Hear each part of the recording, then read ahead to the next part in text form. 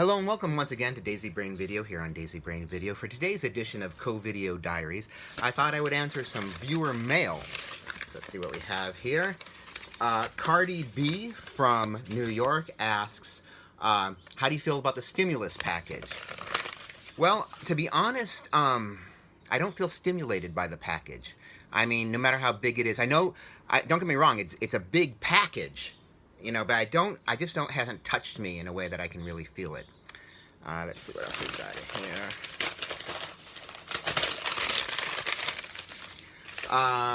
here. Joseph Allen Maldonado Passage from Address Withheld by Request asks, what are some things you're going to do you're looking forward to doing once the pandemic is over? Well, finally taking my face off. No, I actually meant finally taking my face mask off during our neighborhood orgies. Being able to help old people up when they've fallen in puddles on the street instead of stepping over them to keep them safe. Using toilet paper again instead of medical grade face masks. Taking care of myself by cutting back to just half a gallon of ice cream in the morning and another half gallon at night, perhaps. Getting mugged in the street again instead of on Zoom. Trust falls to where I don't have to just let my partner fall and step back while they writhe in pain. Making out in a dark movie theater with my lover instead of just with a stranger. Not having to threaten to breathe on someone just to cut in line. Not having to wash my soap with other soap. Not having to dress up as a professional basketball player or a tiger just to get a medical test. Only looking at pornography during my lunch break at work. I'm looking forward to celebrating, partying, going to church, driving and flying places, buying useless plastic pieces of crap made and sent from around the world while the planet slowly dies from somebody else's environmental irresponsibility. Okay, so-and-so asks, what about face mask pimples?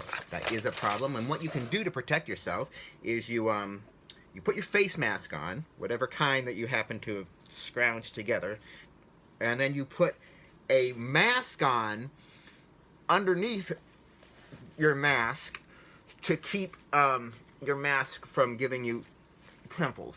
So, like that. And then that's how you protect yourself.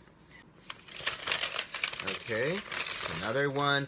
Eric from Daisy Brain Video asks, what do I do with all my useless money that everyone's afraid to touch so stores won't take it? And I answered that question in a previous video. Here's a still. Okay. Let's see.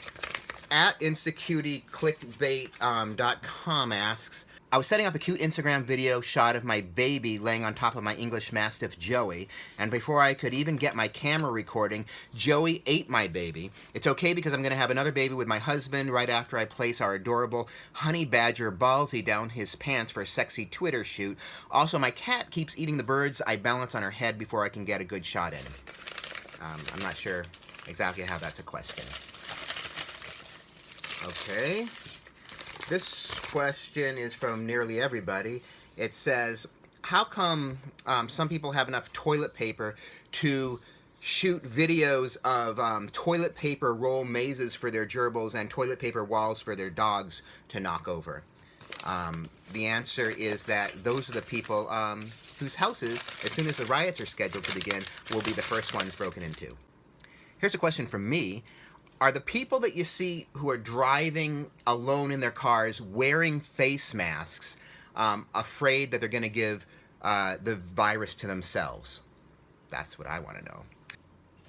Here's a true story. I was hanging out with my friend at a playground that may have been officially quarantined off, but there was no sign posted. He just had to crawl underneath some plastic orange tape and paper or whatever that was, barricade.